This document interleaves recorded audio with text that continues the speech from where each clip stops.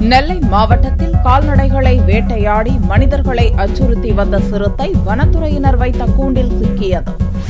நெல்லை மாவட்டத்தின் மேற்கு தொடர்ச்சி மலையை ஒட்டியுள்ள கடையம் அருகே கடனா அணை உள்ளது. இந்த அணை அருகே உள்ள பெத்தான்பிள்ளை குடியிருப்பு கிராமத்தில் கடந்த ஒரு வாரமாக சிறுத்தை ஒன்று ஊருக்குள் இரை தேடி வந்தது. நாய் ஆடுகளை அடித்துக் கொன்றது. கடந்த சில ஆண்டுகளாகவே இந்த பகுதியில் சிறுத்தையினால் ஆடுகள் வேட்டையாடப்பட்டு வந்தன. சிறுத்தையை பிடிக்க வனத்துறையினர் தீவிர நடவடிக்கையில் இறங்கினர். களக்காடு முண்டந்துறை புலிகள் காப்பக இணை இயக்குநர் காஞ்சனா உத்தரவின் பேரில் கடையம் வனச்சரக அலுவலர் இளங்கோ, உதவி வன அலுவலர் பிரசாத் கதிர்காமன் ஆகியோர் சிறுத்தையை பிடிக்க பிரத்யேக கூண்டை அமைத்தனர். அந்த கூண்டுக்குள் ஆட்டுக்குட்டியை கட்டி வைத்தனர். கடந்த சில தினங்களாக இரவில் சிறுத்தை புலி நடமாட்டம் இருந்ததை அறிந்த வனத்துறையினர் இதுபற்றி கிராம மக்களுக்கு ஒலிபெருக்கி மூலம் எச்சரிக்கை விடுத்து வந்தனர். இந்நிலையில் கடந்த 2 நாட்களுக்கு முன்பு நள்ளிரவில் சிறுத்தை ஊருக்குள் புகுந்து கூண்டுக்குள் கட்டி வைக்கப்பட்டிருந்த ஆட்டை அடித்துக் கொன்றது. சிறுத்தை கூண்டுக்குள் செல்லாமலேயே தனது முன்னங்கால்களால் ஆட்டை அடித்துக் கொன்று இறைச்சியை தின்றுவிட்டு தப்பிவிட்டது.